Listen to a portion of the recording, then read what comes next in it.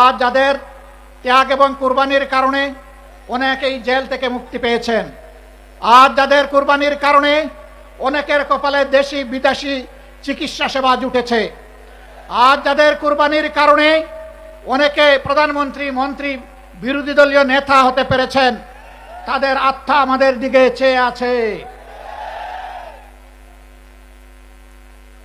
আল্লাহ রাব্বুল আলামিন সব কিছুর পূর্ণাঙ্গ এবং নির্ভুল সাক্ষী।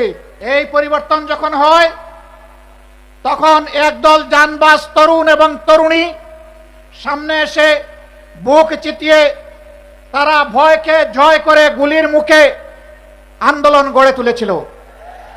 এটি সঠিক। 15.5 বছর ফ্যাসিবাদী শাসনের বিরুদ্ধে আমরা যারা বিরোধী দলে ছিলাম দফায় দফায় আন্দোলন করেছি, কিন্তু আমাদের আন্দোলনের মুখে ফ্যাসিবাদীরা পালিয়ে যায়নি। যেদিন এই তরুণ তরুণীরা সিদ্ধান্ত নিয়ে সামনে এসেছিল, জনগণ তাদের ডাকে সাড়া দিয়েছিল। নারী, পুরুষ, শিশু, কিশোর, যুবক, আবাল, বৃদ্ধ, বনিতা সকলে রাস্তায় নেমে এসেছিল। আন্দোলন সেদিনই সফলতার মুখ দেখেছিল। এখন সরকারি দলের বন্ধুরা তাদের কাউকে বলে শিশু পার্টি আর কাউকে বলে গুপ্ত। লজ্জা! যাদের কারণে আজকে আপনাদের এই গদি, তাদের নিয়ে আপনারা উপহাস করছেন, এর পাওনা বুঝে নেওয়ার জন্য তৈরি হন।